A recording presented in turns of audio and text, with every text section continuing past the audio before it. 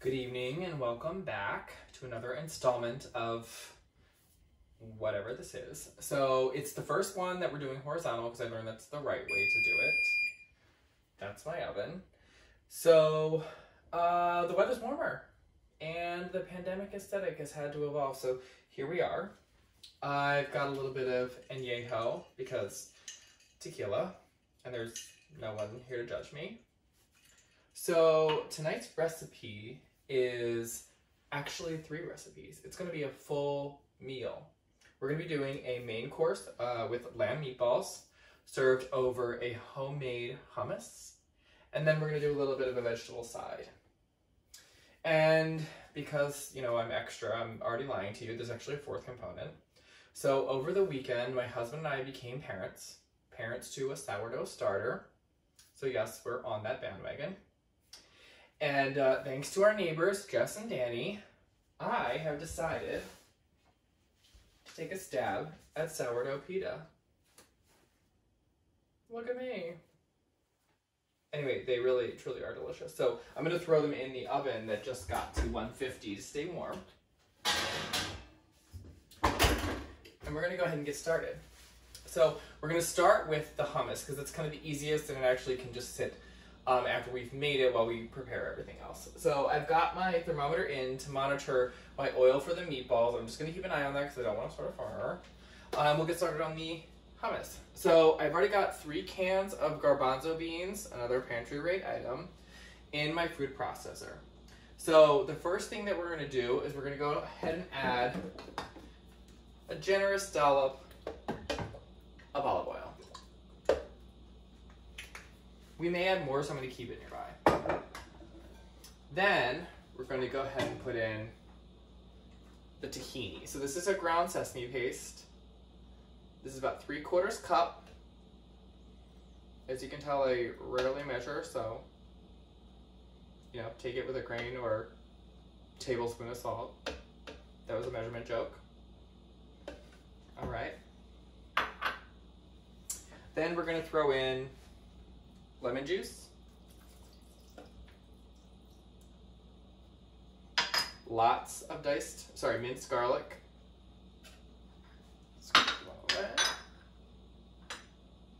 and then we're going to start blending. So, just going to pulse, pretty simple. I mean, the canned garbanzo beans are great, they're already cooked, they've got to be some salt content. Just drain them and throw them in, and they're going to work really well. So that's going. So the next critical piece to this, and this is kind of what really makes this hummus interesting, is we're going to be using this spicy red pepper paste. It's Turkish in origin. It's called biber salkasi. Probably butchering that. I don't speak Turkish, and I really should learn how to pronounce it properly, but that is my best guess based on my Googling. This is really, truly amazing. I use it for every time I braise short ribs or lamb or anything like that. It is super savory, rich. It's hot, but like this low, slow creeping heat. So it's really enjoyable even if you aren't really into spicy foods. So we're going to pop the lid off, work in some of the pepper paste. Trying to spread it out in the food processor so that it incorporates evenly. If you don't have this, as in if you're not like me and you don't order it in these giant tubs from Amazon, you could achieve a similar effect by using roasted red peppers and just throwing in some paprika and salt and things like that. So we're going to go ahead and pulse this in. It's going to give the hummus a really nice kind of rich red color when it all gets in there. So the next thing we're going to do to finish this off, add a little bit of water. This is the critical part to making sure that you get a nice, creamy, delicious hummus.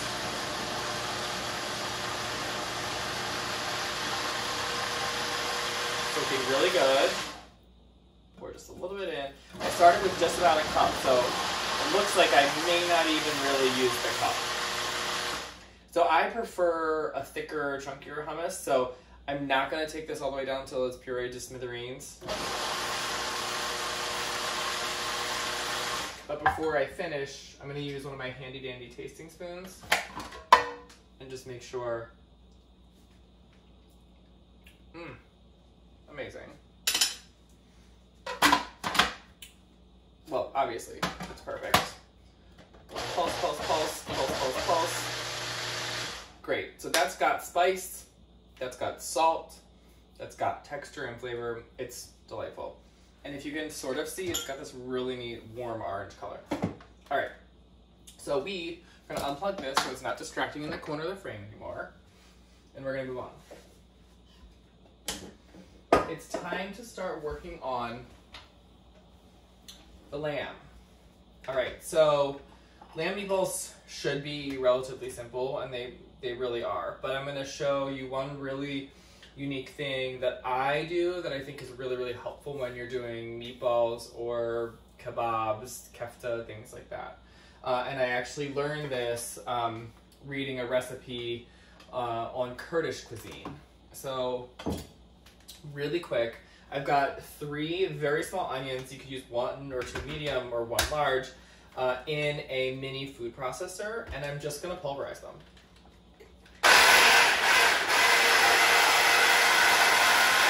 I know that's an unpleasant sound, bear with me, it'll only be another second.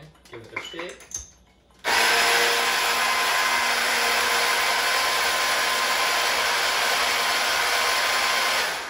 Okay, so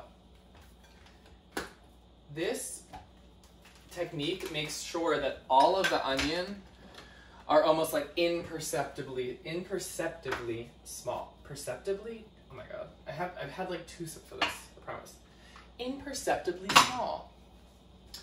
But what you need to do once you've done this, and it's almost like a kind of like a mush of onion, you do need to pass it through a strainer just to get some of the water out. So I'm going to take the blade out, knock that off, toss that hopefully out of frame, and just do a quick little drain. Great. So then I'm going to use my spatula actually to work this around in the strainer, just quickly. I mean, this is like not scientific, it's just really you want to let some of the visible water, perceptible water, out of the onion. All right, so then I'm going to toss this right in with about 3 pounds of ground lamb. Yes, I'm hungry. Okay, so then there's really no science to the next part. It's kind of whatever. So I've got 2 whipped eggs. I may not use all of them. In fact, I'm going to add a little bit and then reserve some just in case because I don't want to oversaturate with egg. My oil's looking good. I've got garlic powder, a ton of it. I've got crushed red. I've got some amazing hot Hungarian paprika that someone brought me from a trip. I've got black pepper, dried oregano, some amazing fresh oregano, and parsley. Then I have my other secret ingredient. This is sumac. So I love sumac. It's used in a lot of Levantine, North African, Middle Eastern cooking. It's like almost like tangy, which is kind of a weird idea from a spice, but it's really great. So I think it's going to add some really cool interest to the lamb. So I'm going to first throw the sumac in. Definitely going to use a lot of garlic. Lots of the hot paprika. Not too much because it actually is spicy, which is surprising. I usually don't find a lot of things spicy. Dried oregano. And I'm not going to use too much of the fresh oregano because it is a little bit bigger leaf and I don't want it to like burn. And then I'll use about half of this bunch of parsley. Throw in some black pepper, probably a teaspoon. And then got about a cup of breadcrumbs in here. I'm going to start with about half of it. Same deal with the egg. Oh, well, that's not true. I'm just going to go with all the egg. Whatever. All right, so then we're going to work this in. So now my lamb actually has been sitting out on the counter for probably about an hour, maybe an hour and a half, because one of the really challenging and like quasi-painful things when you're making meatballs is if you're using really, really cold meat, your hands actually like freeze. It's terrible. And I find it like extremely painful. So yeah, like you would any grilling situation, it's better to let the meat come up to temperature because it means when the fat and the tissues hit the heat, the fat is going to render a lot more nicely and not just seize up and become chewy or rubbery or anything like that. So this is a pretty quick process. Giving it a quick smell. If I'm being honest, I think I want to add a little bit more garlic powder. Yeah, I'm sure this sounds amazing. This is like ASMR for like meat lovers or something. All right, so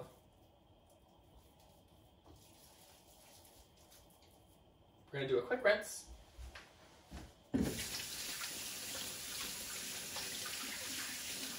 Put this up in water. Then I'm gonna hit it with a little bit more garlic powder, a little bit more of the paprika, just a tad bit more, the egg, and then, while my hands are still clean, salt.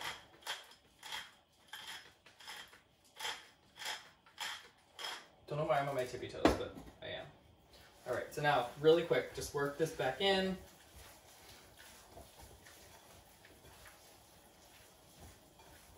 And it looks like my oil is just about ready.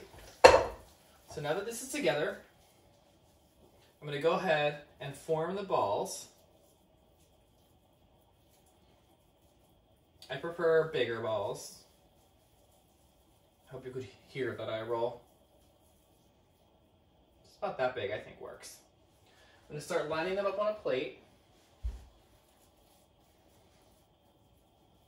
And getting them ready to fry. I want to get my oil to about 400, maximum 450.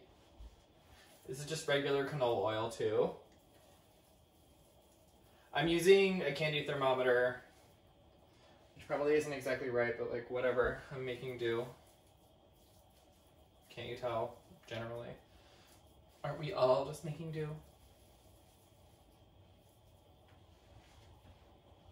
And pretty soon we'll have these balled up and ready to go in the fryer. All right, so when we come back, and unfortunately we can't do this all in one take, I think that would be unsanitary because I have like multiple hand washings to do and I don't want to cut any corners. We're gonna go ahead and drop the meatballs in the fryer, and then we're gonna quickly whip up our side dish, and I promise you it's really, really simple, so stick around, stay tuned, or come back. We'll see how editing goes.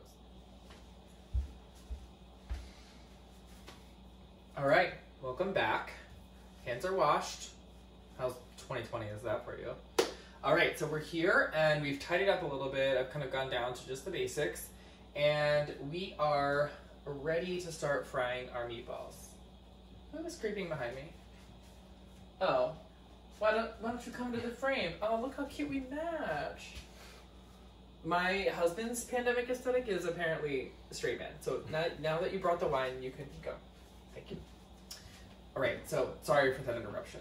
Ugh, Jeffrey is just so insufferable. I'm just kidding.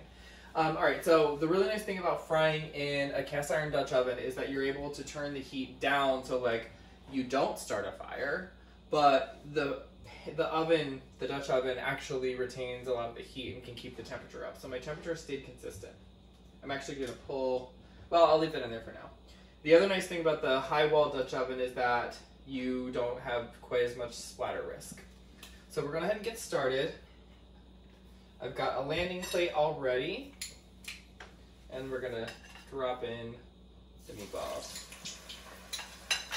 Looks like the thermometer was correct. Bubbling already. You want to start with the heat high enough so that the meatballs don't stick to the bottom of the pan. It's nice that with an enamel Dutch oven, you don't really have as much risk of sticking on if you were, say, using a like a stainless steel pot or something like that to do your frying. All right, so we're gonna drop them in. We're going to set this down. And while that's going, we're going to go ahead and start the side dish. So I'm going to take a quick look and just make sure that these are frying okay. Yeah, they look great. You notice they're already getting brown. How delicious is that? They probably won't need much more than another minute or two. So I'm going to heat this up. And what I've got here are some zucchini just sliced in half and then sliced pretty thickly. Like this is almost an inch. Some of them more half inch. I like cooked zucchini, but I also like it when there's like a little bit of chew to it because they get kind of mushy sometimes. So we're going to toss these right in the hot pan. Heat is on super high. Got my wooden spoon. Oh, I already have my spoon out here, so I don't know what I'm doing. So we're just going to start to let these brown a little bit. This is like the simplest side dish, so it's pretty much, the simplicity is pretty much the only reason that we can do the side while I'm currently frying without burning anything down. Alright, so we're going to take another quick look. Gorgeous. These are pretty big, as I mentioned. Size queen. JK, but not really. They're pretty big, so they do need a little bit of time just to make sure that they're going to get completely cooked through. But from what I can see, they're holding together super well. You can even see the leaves on the outside. I think they're looking just wonderful. I'm leaving the heat at like medium high because the temperature drops significantly when I drop the meatballs in there. Alright, so I'm going to get the zucchini moving around the pan. I already see a couple pieces getting some color. That's good. I do like it when they kind of burn on the outside. I'm going to hit it with a little bit of salt.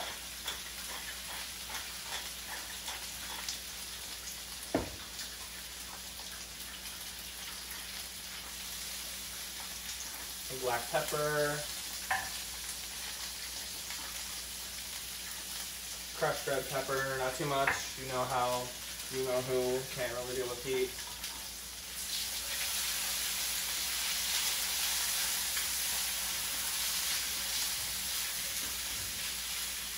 Give that a stir.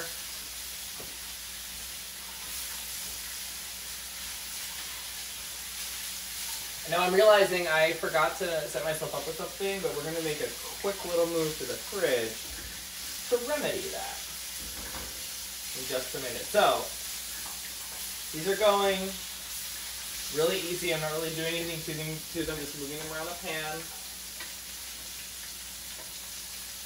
Now I'm going to pull, I think I'm ready to pull these meatballs out of the frying oil.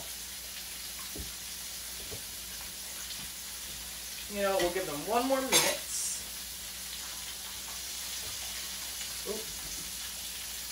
Wrong tool. Good thing I noticed that because I would have been frying my silicone. That's probably not the best idea.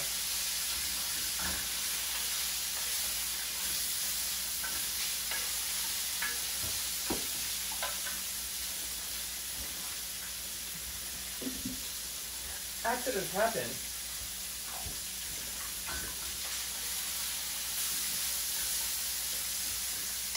Alright, so using a slatted spoon, I'm going to start taking these out. Notice I am not using paper towel. And the reason is, paper towel can pull oil out of the meatballs. And I know sometimes that's the point of putting a paper towel underneath fried food, but in this case, you know, this isn't bacon. I want all that juicy goodness to stay inside the meatball. So this is like a pro tip.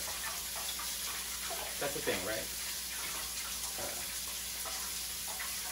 Alright, so these are looking just gorgeous. And looks like the timing is just right to drop in the last 4. The temperature on the oil is a little bit lower, so just be patient. They might take a little bit longer than the first round.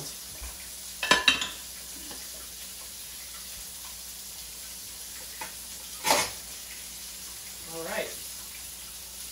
So my zucchini is looking great, taking on some good color.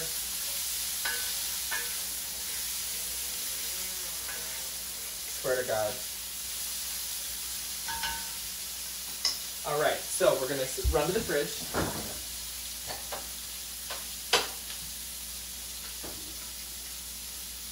And we're stealing about 2 tablespoons of butter.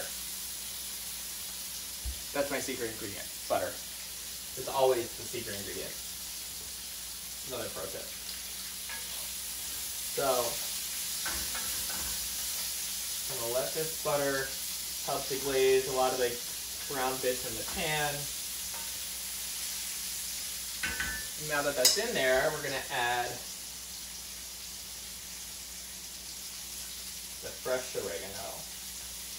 I love fresh oregano.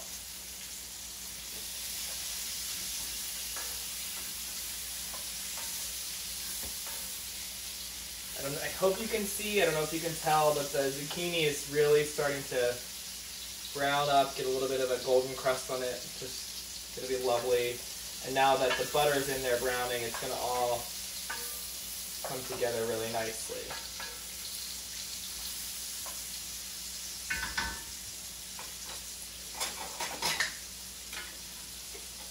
All right, so these meatballs are, yes, definitely taking a little bit longer because that first round pulled a lot of the heat out of the oil. Turn that heat up as high as I can.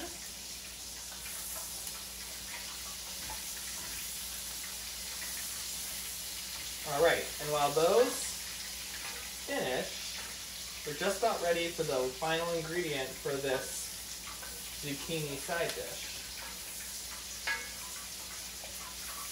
You'll notice, actually you won't notice because it's definitely too far and out of frame, but the butter is starting to foam a little bit, and that's really what we wanted. We wanted a little bit of that brown butter action in there to make the dish a little bit richer. All right, so remember, this is just olive oil, salt, pepper, crushed red pepper, fresh oregano, zucchini. To finish it off, feta. This is probably like 3/4 of a cup of feta. And turn off the heat. I don't want the feta to burn, I don't want it to cook. I just kind of want it to be warm and gooey. Becomes almost like a mac and cheesy style feel if you can see the feta starting to melt a little bit. All right, well that is it. We are going to serve the meatballs over a beautiful bed of this lovely orange hummus that is just out of sight. We're going to do the zucchini right here in a simple bowl. Maybe toss a little more fresh oregano or parsley on top. And then enjoy it with those adorable sourdough pita. Alright, well, thank you for watching. I hope you try this recipe at home. I hope it all works out for you, as in don't burn your house down. And yeah, follow, subscribe, whatever you like.